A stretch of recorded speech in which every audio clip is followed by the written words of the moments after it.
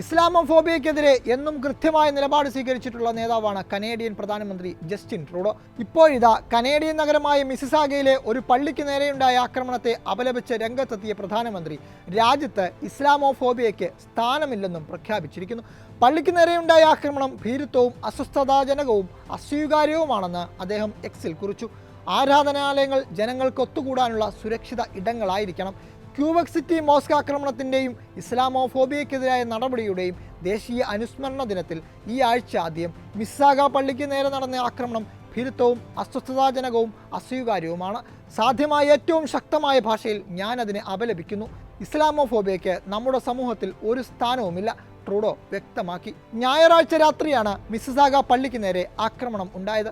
6 പേരുടെ മരണത്തിനിടയാക്കിയ ക്യൂബക് സിറ്റിയിലെ മസ്ജിദ് ആക്രമണത്തിന്റെ വാർഷികത്തിന്റെ തലേന്നായിരുന്നു സംഭവം.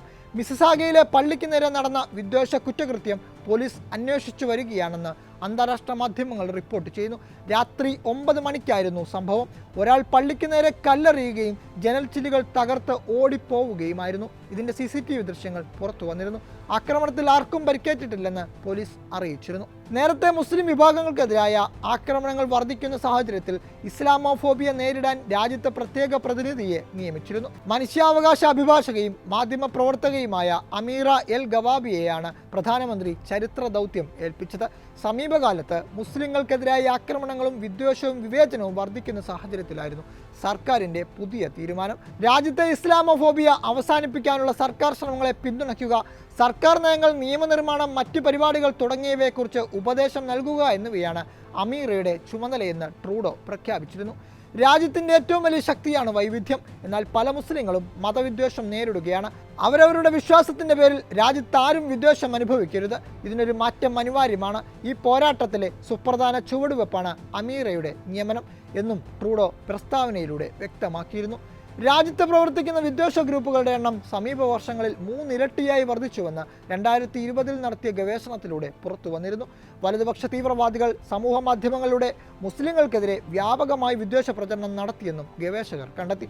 പിന്നീട് പ്രശ്നപരിഹാരത്തിനായി 1 വർഷത്തിനു ശേഷം ട്രൂഡോ സർക്കാർ ഇസ്ലാമോഫോബിയ, യഹൂദ വിരുദ്ധത എന്നീ വിഷയങ്ങളിൽ ദേശീയ ഉച്ചകോടികൾ നടത്തി.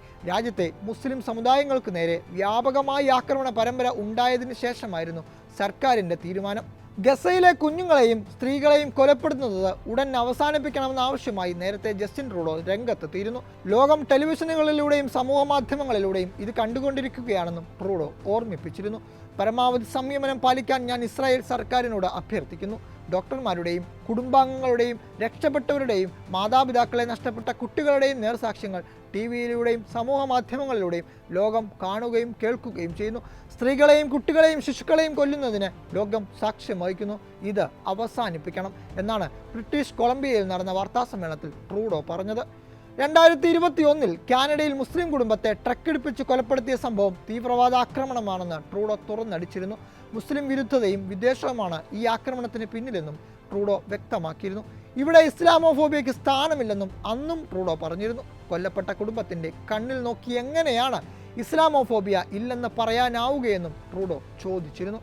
2021 ജൂൺ 6 രാത്രിയായിരുന്നു ഓണ്ടേരിയോ പ്രവിശ്യയിലെ ലണ്ടനിൽ 4 അംഗ മുസ്ലിം കുടുംബത്തെ വാഹനം കയറ്റി കൊലപ്പെടുത്തിയത്. പിക്കപ്പ് ട്രക്ക് റോഡിൽ നിന്ന് വെട്ടിച്ച് നടപ്പാതയിൽ കടന്ന് ഇവരുടെ ദേഹത്തുകൂടി കയറ്റിയിറക്കി അതിവേഗം ഓടിച്ചു പോവുകയായിരുന്നു. 46-കാരൻ സെയ്ദ് അഫ്സൽ, ഭാര്യ മദ്ഹ സൽമാൻ, മകൾ യുംന അഫ്സൽ, സെയ്ദിൻ്റെ 74 വയസ്സുള്ള മാതാവ് എന്നിവരാണ് കൊല്ലപ്പെട്ടത്.